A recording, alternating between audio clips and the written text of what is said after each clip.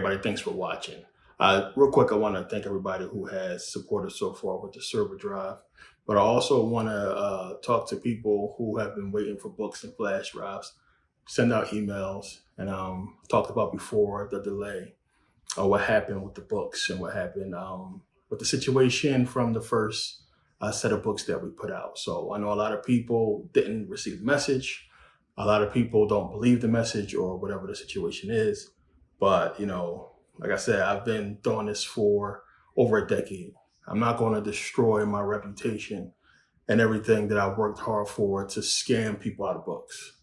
So this video is more of a warning for people who want to keep harping on this as if it's a big conspiracy. I understand we deal in conspiracies and everybody want to think every little thing is a conspiracy and everybody who sells anything is a scam artist or a con artist or what have you. Been doing this for too long. I understand how people is. I know how people turn. This is why I never wanted to put myself on a stage too big to have people look at me as if I'm some type of politician or celebrity running for office and I have to be by the book and have to speak a certain way and do everything according to what they believe, I should be. It's not the case. We're talking about books. Now, I explained, this is an ongoing court case. What happened was, one, I got approved to release the books, to get the books, one, and to be able to ship them out. The publisher, there's an issue with the publisher, which once this is all over, I'll go ahead and name and I'll talk about the situation even further. But the thing is this, the publisher held the books. And then with the court case being, pending and going on, we had to wait. They delayed the court case for 2 years. So we had everything held up and I couldn't even speak on it because there was a gag involved. Now, again, I'm a law school grad. I understand the law, how things work. So the issue was, one, the publisher was supposed to ship out books. So you guys got to understand, we had over 30,000 people order books, 30,000. And we had, of course, the PayPal links and whatever links we was using, our name on it. But that money was going to the publisher. And for shipping costs and everything like that, of course, you guys pay shipping, but of course, we had to pay the publisher those funds for shipping, which they held and a lot more. But the shipping was supposed to be taking place by the publisher, supposed to ship out you guys books. The only books that I shipped was books I signed. So you guys who got my signed copies, you see how it came. USPS. Some people got FedEx, what have you. I've sent people pictures. People who have been waiting, I've sent pictures of me, at the post office shipping their books. People who have been waiting and people who I talk to a lot, I sent pictures just to reassure them, hey, I just shipped your book. I signed it and I shipped it. So I sent a picture. So, some of you guys who just recently received books, when I emailed you a picture of me at the post office. So, and you guys who've been waiting, you can expect that for some of you guys who I know who have been waiting for a long time, just to reassure you that your books are going out. Now, what we have happening now is people who's jumping all on YouTube and jumping in the comments and jumping on posts, calling me a con artist or a scam and don't order this because you'll never get it, and so on and so forth. When the situation has been explained, that's defamation, by the way.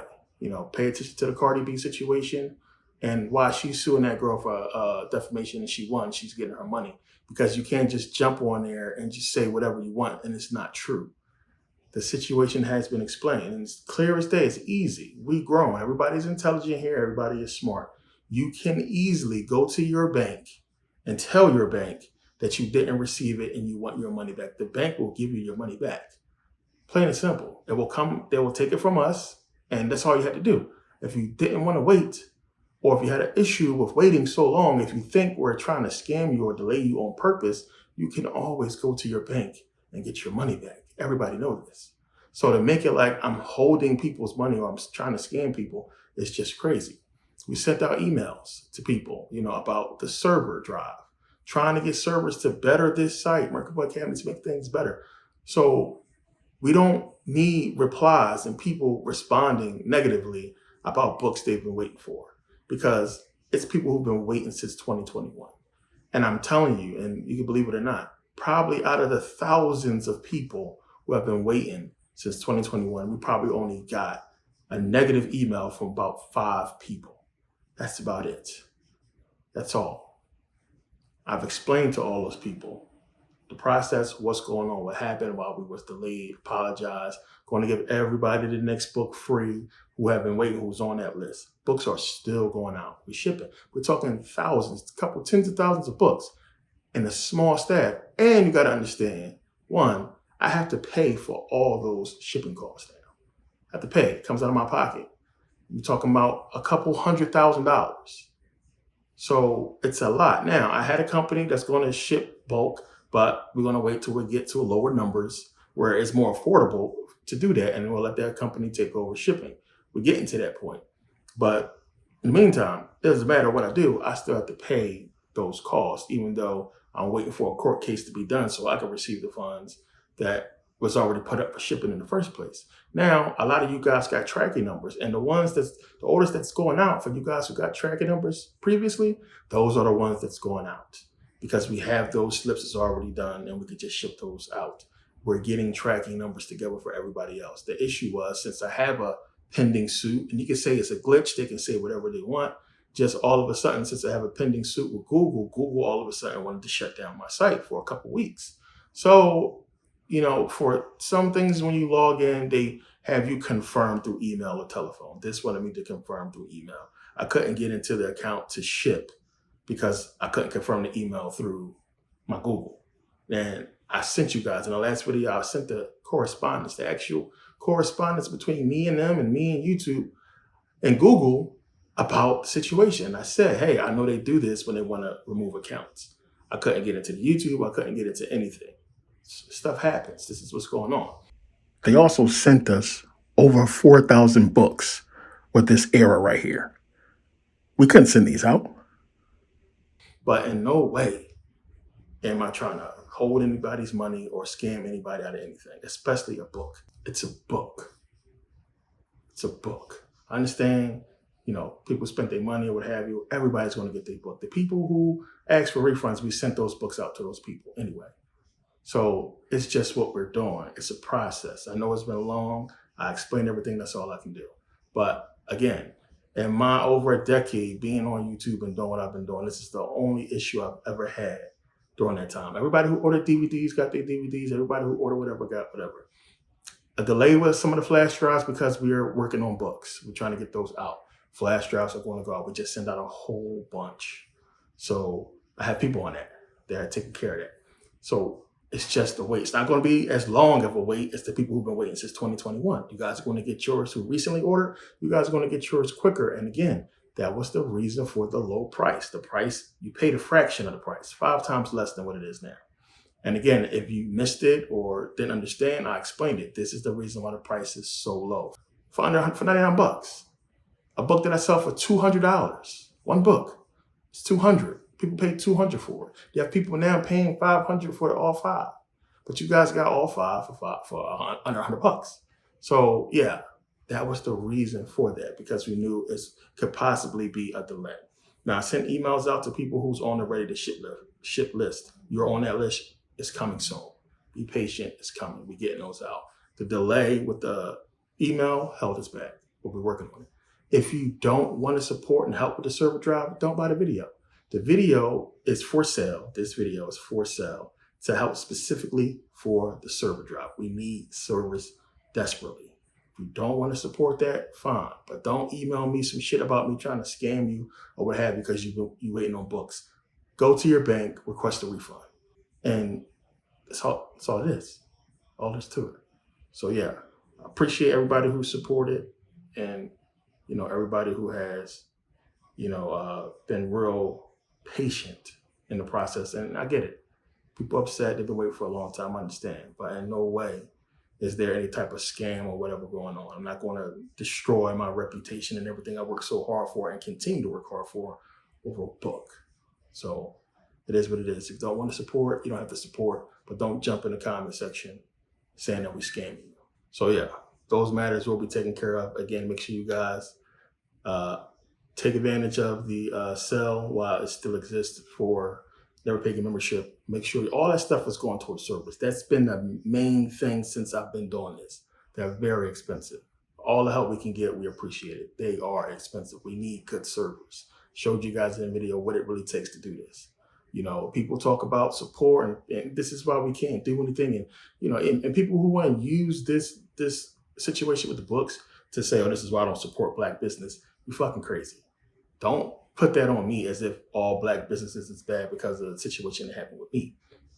Out of our control. It is what it is. But yeah, make sure you guys take advantage of the sale. Make sure you grab the membership while it's this low price, which again, some people said that I tried to scam them out of never paying membership, trying to charge them twice. You didn't follow the email. All you got to do is email us and say, update my account if you paid already. That's it. We're not asking you to pay twice. That's it. You just didn't follow the instructions. Send us an email. We'll update your account. You don't have to pay again. It's just that simple. So yeah, thanks to everybody who has supported so far. And we appreciate the help and support. I'm not a billionaire. I don't have crazy money for servers like Facebook. It's just that simple. This is what you do when you need support and, help to build something that's going to help other people. You appeal to the people. You want to support. If not, don't hinder other people from trying to support. Just that simple. It's not that deep. It's a book. Just that simple. Let's get into this video.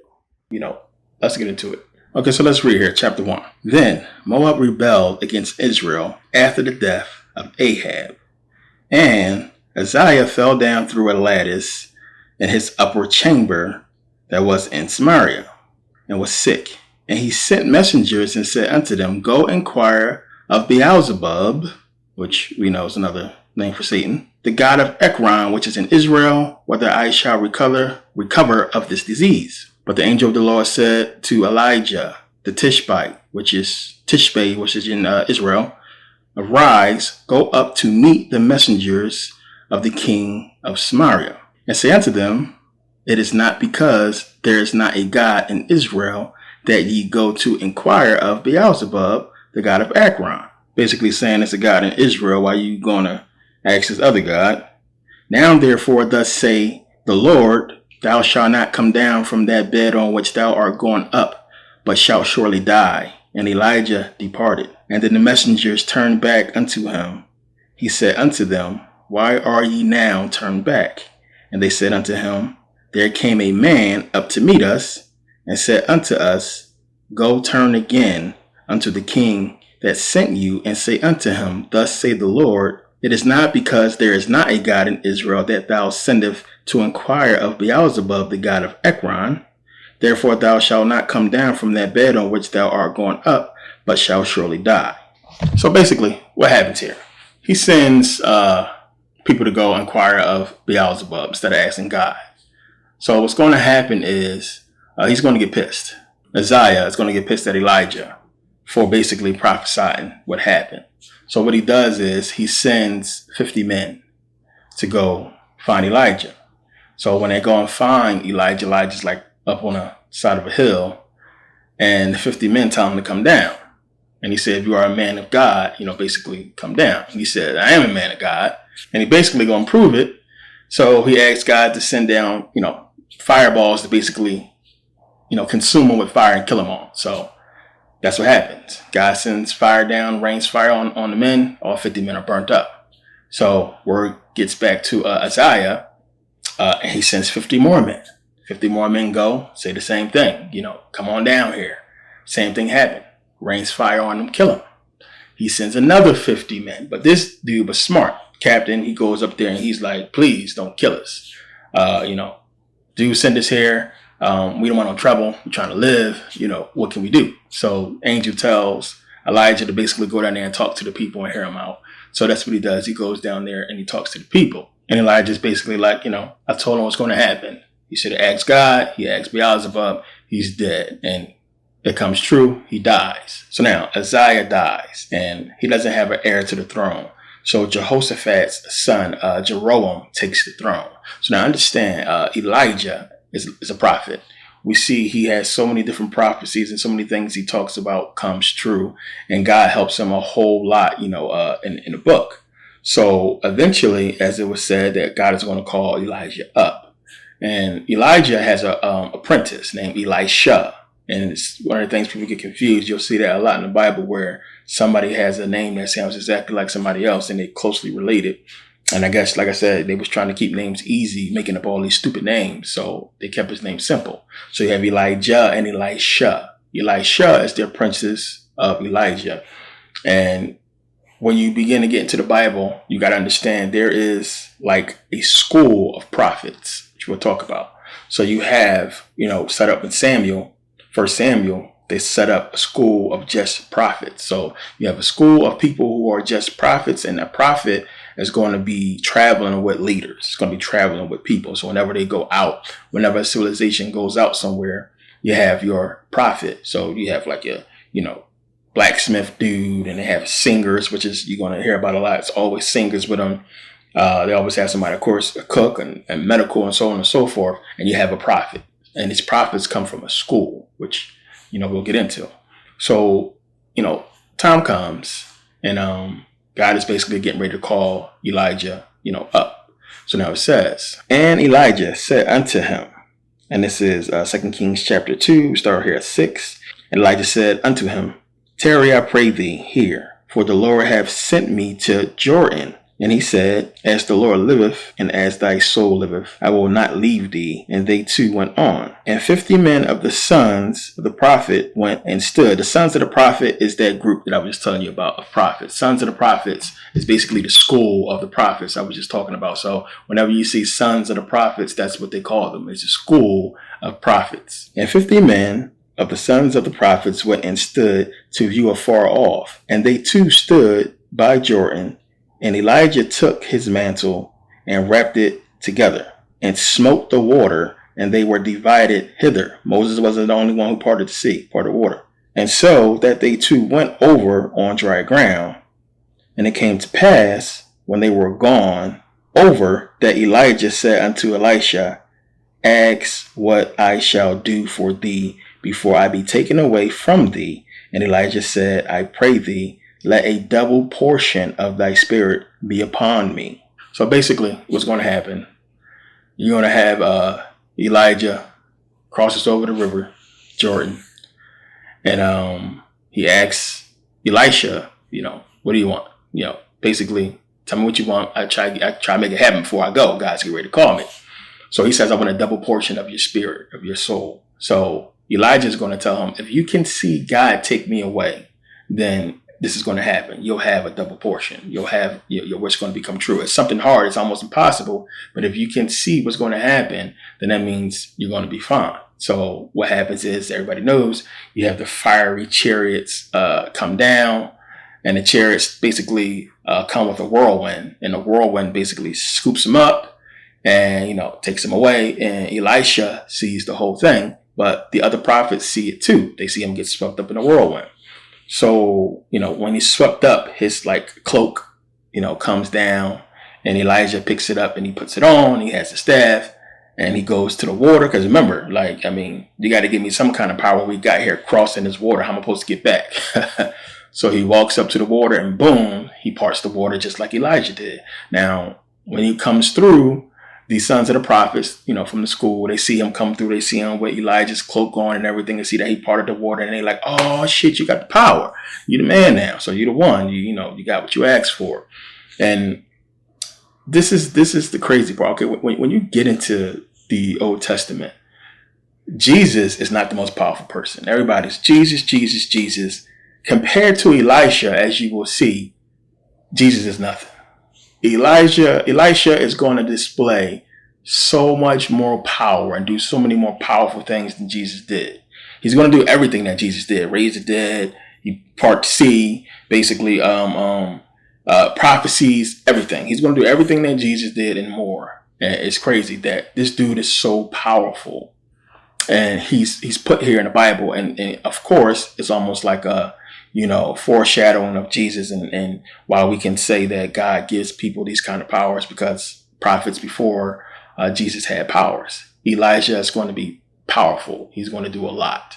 So, after he goes to the sons of the prophets, he's basically, anointed as being the next and the best prophet and the main prophet of the school. And he goes on to basically try to help lead the Israelites. So now, after Elijah is swept up in a whirlwind. Elijah takes over. Now, remember, the sons of the prophets see him swept up. So they're like, yo, we just seen him get swept up. Let's go see if we can find him. Like, he probably landed somewhere, or maybe God set him down on a mountain somewhere and he's stuck. He probably need our help. So let's go and try to find him. And Elisha is trying to convince him, like, no, he went to God. Like, it's not what you think it is. But they don't want to hear it. They concerned about him. So he like, okay, go look for him. And they spend 3 days trying to find this dude before they finally realize, he didn't land nowhere. Comes back and Elisha is like, I told you so. But there's another situation where don't think because these people are dealing with biblical things and they're supposed to be the anointed of God that these people are good.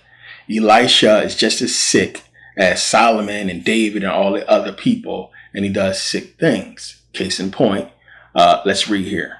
This is 2 Kings 2:23. And he went up from thence unto Bethel, and as he was going up by the way, there came forth little children out of the city, and mocked him, and said unto him, Go up, thou bald head.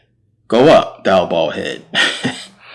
And he turned back and looked on them, and cursed them in the name of the Lord. And there came forth 2 she-bears out of the woods, and tare 42 children of them. And when he came from thence to Mount Carmel, and from thence he returned to Samaria. So understand what happened. He's going up the mountain. I guess he was moving too slow. And they're like, go ahead, bald head dude. Go ahead, bald head guy. And they mocking him. So he basically prays for 2 bears to come out there and maul 42 kids. I mean, think about that. I mean, they just put that in the Bible like it's just something that's just normal. Kids is teasing on doing what kids do. And 2 she-bears come out and maul 42 kids.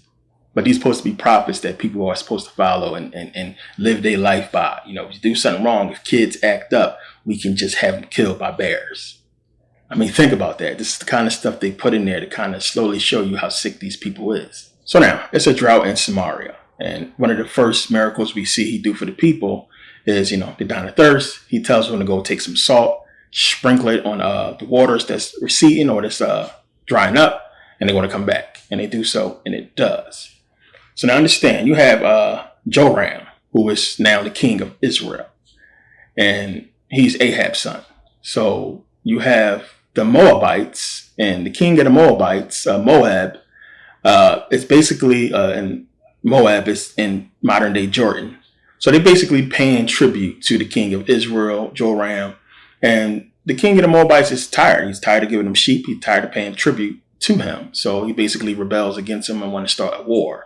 So now the king of Judah, which is Jehoshaphat, is basically like, okay, well, we can't allow this to happen. So we're going to join forces with Joram and go to war against the Moabites. So they basically come together, usually these two. I understand at this time. I never think people don't understand that even though it's Israel and Judah, these are 2 separate kingdoms. They are not exactly, friendly with each other, even though they're the same people. So they usually do things separately. Now, they understand they are Jews, and people go to Jerusalem to praise God, and Judah is like where everybody stays, but the more higher, prestigious people is in Jerusalem. So they come together and go against the Moabites, and on their way through the desert to fight them, famine sinks in, drought and everything starts to happen. So Joram, who is son of Ahab, remember Ahab was a pagan basically, and did a bunch of crazy stuff, and their whole line is supposed to be killed. But he goes and he's like, yo, we need a prophet. Is there a prophet around? So we can basically try to get help from God. And I understand this is how it worked back then. This is how the Bible is telling you how it worked with them. Everybody left. They had a prophet. If something happened, they would pray to God. As far as with the Hebrews, of course, they would pray to God, and something good would happen for them. So they had to do it this way because you would have to explain how these many different wars going on, and then you have one main prophet who we know the name of that's making stuff happen. Well, what happened for the other people, somewhere else in another war, in another part of town or what have you? This is how they try to explain that. So they go ask, Joram go finds Elisha. Because the people are like, okay, yeah, we have a prophet. We have Elisha. He's in the back somewhere. So they go and find Elisha. And Joram goes to Elisha and says, hey, it's drought. Can you pray to God? Can you get us some help? And Elisha says some slick shit to him like, why don't you go ask them to go tell you about your parents, the pagans, basically. So he like, huh? But for his respect for Jehoshaphat, out of respect for Jehoshaphat, he's like, okay, I'm gonna help y'all out. So he goes and, he prays to God. God speaks through him and basically tell them that, okay, I'm going to basically help y'all out, get y'all enough water, pools and pools of water to drink, and y'all be able to feed y'all cattle and everything like that, and they'll be fine. I'm also going to allow y'all to win a war. So what he does is he gives them help, the water and everything like that. And then in the morning, when the Moabites wake up, they wake up and puddles of water, big pools of water everywhere, and the water's bloody. So they know that, they get ready to go to war. So they see the bloody pools of water everywhere, and they think that, the war happened, or maybe the people from Judah and from Jerusalem fought each other and just killed each other off because there's so much blood. So they're like, all right, well, bet, let's just go into the camp and start collecting their stuff. So when they go to the camp, they wake up, they jump up and just start killing them, beat them, chase them all the way back to their kingdom. So what happens is they get back to the kingdom, they destroy in the city, and they basically kill almost everybody except for the king. So the king, he gets away, and they chasing him down. And what he does is he grabs his firstborn son and he sacrifices him on the wall of the temple. He sacrifices right on the wall of the palace as a burnt offering to Shamash. So it says here, and when the king of Moab saw that the battle was too sore for him, he took with him 700 men that drew swords to break through even unto the king of Edom. But they could not. Then he took his eldest son that should have reigned in his stead, and offered him as a burnt offering upon the wall. And there was great indignation against Israel, and they departed from him and returned to their land. So think about this. He sacrifices his firstborn to the god Shamash, which Shamash and Beelzebub was the gods of Edom that they worship. And indignation, that's like having like a sore feeling or a bad, attitude towards somebody. It's like, you have like aggression towards people. So it says it was indignation against the Israelites, and they basically fled home. So what is this? What is this? And that's one of the things in the Bible that they try to hint to that a lot of people don't pick up on. Think about it. God in the Bible, he's killing millions of people because they are worshiping other gods. And he's saying, I'm the only God. So we look at it as if we look at stuff today. People are worshiping these gods that don't actually exist. They just, praise and acting like they do, but they really don't. But this sacrifice that he made of his son clearly did something, and something happened. And it scared the Hebrews away that God sent, that God prophesied would win, which they did. But it's giving you a hint as to the God of the Bible is not who he say he is, as we talked about before. But what is this other power, this other God that clearly made something happen that scared them away? Is there other actual gods with powers that these people are worshiping in the Bible? Think about that. So if there are other gods, and God in the Bible talks about it, clearly, don't go a-whoring after other gods or worshiping of the gods. And clearly these people are sacrificing babies to gods and doing so much to these other gods as if it's working or as if something is happening. So who are these other gods? What's going on? And again, going back to the garden, God is scared. We see God is worried. Don't worship these other gods. Why? Who is these other gods? And it's just simply a metaphor of understanding that before the Greeks went out and started conquering, the other gods was the gods of the ancient world, the black gods. Plain and simple. And understanding that one, it takes energy. Talked about in voodoo, how when you sacrifice, that energy gets converted into an energy that works for you. And you got to understand that these other gods is talking about, who are the people they're destroying? And they're destroying these African people, these African civilizations. And it wasn't so much they was worshiping other gods. They were pagans. They worship nature. They worship, the sun and everything else. But they had real power as far as understanding about consciousness and manifestation and everything like that. So as it says in Genesis, they are one, and this they begin to do, and now nothing will be restrained from them, which they have imagined to do, because they was actually, Everything was working for them. You come in and you mess with the people's spirituality and you break them up, which is their true power is in a unity, then they're not going to have that power no more. So we got to understand the little hints it's giving us as to when it's talking about other gods and why, the white man basically don't want them doing that or knowing about this stuff. And it's giving you that hint. So now, he goes on after this battle and continues to do miracles. He raises a child from the dead. Child dies, brings it back from the dead. He takes poison food and makes it clean again. He feeds a bunch of people, like Jesus. One of the men borrowed an axe to help build, and the axe fell in the water. So Elias comes and he throws a stick in the water, and the axe magically floats back up. This is the kind of stuff I'm talking about that Elisha is doing. And you see this a lot. You'll see when you're reading so many crazy, magical things he's doing that's beyond what Jesus did.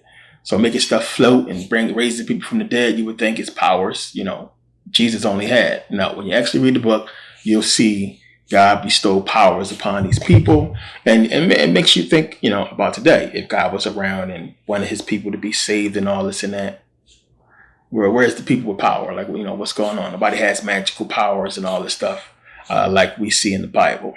So, he's doing miracles and everything like that. And what happens is Naaman. Naaman is the king of Syria. So Naaman has leprosy. Y'all, you probably know the story. So he has leprosy, and they basically like, hey, you need to go check out this dude, Elisha. He could probably help you out, whatever like that. So he hears so much about Elisha. He like, I better go see this guy myself. And this is the king coming to see to him as a prophet, a regular person. But Naaman goes to where Elisha is. And he knocks on the door, and he's expecting that, Elisha is going to greet him. There's going to be some kind of, meeting or something like that. But when he goes to the door, guy answers the door, and he's basically like, yeah, well, Elisha said you need to go wash yourself off in the River Jordan like 7 times. It's 3 or 7 times. I believe it's 7. Go and wash yourself off in the River Jordan, and you're going to be fine. So, he a king. He like, yo, what the hell? What you mean he ain't going to even come meet me or come say it to himself, say it to me himself? Why is this dude like not coming to talk to me? But he's like, just did what he said. He gets pissed. He leaves. Then, he thinks about it like, okay, why the River Jordan? Why not another river that's better or more cleaner or so on and so forth? Why that river? So he said, what do you got to lose? He goes, wash himself off. Boom.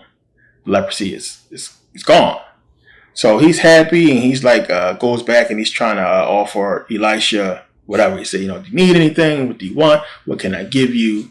And, Elisha is like, no, I'm cool. I don't need nothing. So on and so forth. So he leaves. Now, Elisha's servant, Gehazi. Gehazi is like, I'm not going to look a gift horse in the mouth. So what he does is he tracks him down. He goes and follows after Naaman, king. And he goes and catches up with him, and he says, Elisha changed his mind. He was tripping. He basically said, let me get some clothes, let me get some talents of silver and gold and everything like that. So, the king, he's happy. He's like, sure, he go even more silver than you asked for. He go everything you asked for. Thank you. And, he just came up off a lot. So, of course, why would you mess with somebody that has contact with God? So, of course, Elisha finds out, and he goes to him and he says, dude, you lied, theft, whatever like that. So basically, the leprosy is now going to be on you and your family. So as soon as he steps out the door, he turns white with leprosy. Crazy stuff like that. The Bible is an amazing book. A lot of crazy stories in there when you read it, and it'll have you cracking up, and it'll have you like sick to your stomach a lot of times too, what's in this book. But we're going to get into a lot of this stuff as we go through it. But it's an overall message that these next books is trying to give us as to how they gain control and who is in control and the history that they are stealing to try to make this all work. So now later you have the king of Armenia, which he will also be the king of Syria. It would be like the same situation with Judah and Jerusalem, where you have the Armenians ruling Syria. So it might be 2 different kings, but same kingdom. They would be the king of both, if you understand. So you have king of the Armenians, right? he is basically trying to understand, like, who is really ruling, Jerusalem, who's ruling Judah. And his men is like, well, you need to talk to Elisha, because Elisha talks to the king, and the king basically does what he says. And, Elisha can basically tell him what's going on in your bedroom. So he didn't like that. So he sends a bunch of men, a whole big army of men after Elisha. And one of his servants gets up and he sees all these dudes everywhere. And he's like, what are we going to do? We doomed. And Elisha's like, nah, we cool. And then he's like, what are you talking about? We're surrounded by men and we're basically done. So Elisha asks God to let him see. So God allows him to see. And when he sees, he looks up and he sees that all the men from the Armenian kingdom is basically surrounded by these fiery chariots. That's like the army of God, you might as well say, that's surrounding these men. So it's more of them than it is of the Armenians. So basically, Elisha asks God to blind them, blind the men, blind these men. So he blinds them all, and they all struck and blind, and they wandering around crazy. So he pretends like he's somebody else, and he's going to help the people. He's like, I'm going to help you guys out. I'm going to lead you guys. And he basically leads them into Israel, into the Israelite king. And then the Israelite king is like, do we kill them all? What do we do? And Elisha is like, no. So feeds them all, restores their sight, and sends them back home. So that's like an incentive to the people to understand who the true God they should be following is. And the people go back. But of course, the Armenian king, he didn't like that. So what he does is King Ben-Hadad, he basically attacks Samaria, which Samaria is basically, it borders Galilee. It's a part of the Palestine. It's part of Palestine. It's central Israel, you might as well say. So he attacks Samaria. And he attacks them so bad it causes famine, and the people are starving to death. So the king is walking outside, king of Israel, walking outside the palace walls or what have you, and a woman comes up to him, and she asks him for help. And he's like, I can't help you, but what's wrong? Some king, right? So she tells him the story. She's like, my neighbor came to me. And it's one of the stories that you hear when they say, well, y'all ate your babies. Hebrews, they ate their own babies. So her neighbor comes to her and says, hey, we starving to death. We're going to die. Let's eat your son today. And tomorrow we'll eat my son. So somehow the woman agrees to this. And they boil her son. And they eat him. But the next day when she's like, okay, we'll offer up your son now. Let's eat him. The lady hides him. So she basically telling the king, like, can you help me out? Like, can you help me find this woman's son so we can eat him because we're starving? Crazy, right? Some God. So the king is pissed. He's upset. And he gets so upset that he basically hires an assassin to kill Elisha, because he's like, how the hell we have prophet who's supposed to be talking to God, who's supposed to be getting all these blessings and everything like that, but my people starving so bad that they eating babies. So he sends the assassin. But he gets to Elisha's house before the assassin does. And he asks Elisha, he's like, why should I follow you? Why should I follow your God? Why should I listen to anything you have to say? Because people starving to death and nothing is happening. So, Elisha's like, chill the fuck out. This is what's going to happen. By tomorrow, everybody is going to be able to buy food. They're going to be able to buy barley and flour for like 1 pence, like 1 cent. And he's like, impossible. How is this going to happen? He's just like, chill out. It's going to be cool. So now, after this, you have these 4 lepers. 4 men, they have leprosy. Remember, it's famine. They starving to death. They also have leprosy, so they're going to die anyway. So they are like, man, let's just go into the Syrian encampment and just beg them for some food. Maybe they'll feel sorry for us. And give us some food, because we're going to die if we don't eat, but, we're going to die anyway because we have leprosy. So even if we do go and they kill us, we're going to die anyway. So I'd rather, get killed by them than starve to death, So this is their thinking. So they go into the Syrian camp, to ask for food. When they get there, completely empty. Like, not completely empty, like nothing is there. Everything is there. Food's there, goats there, horses there. It's filled with everything you could possibly want and need when they get there. So they get there and they're looking around and they're like, what the hell? So they see all this food, they eat. They eat real quick. They stuff in their pockets with gold. They run away and leave with a bunch of gold and go hide and stash it. And they like, we got away, before they can get back. But then, time passes and they thinking like, ain't nobody come looking for us. We ain't see nobody go by. Let's go back. So they go back and they do it again. They eat, they take some more gold, stash it. They do it a third time. But then they get scared because they like, man, this is too easy. This is a setup or something. Somebody's going to come after us in the morning. We're going to be trying to walk home and try to spend this money later, and we're going to get killed. So what they do is they go and tell, the king of Israel, what has happened. Like, you got to go to the Syrian encampment. It's completely empty. Of course, the king don't believe him.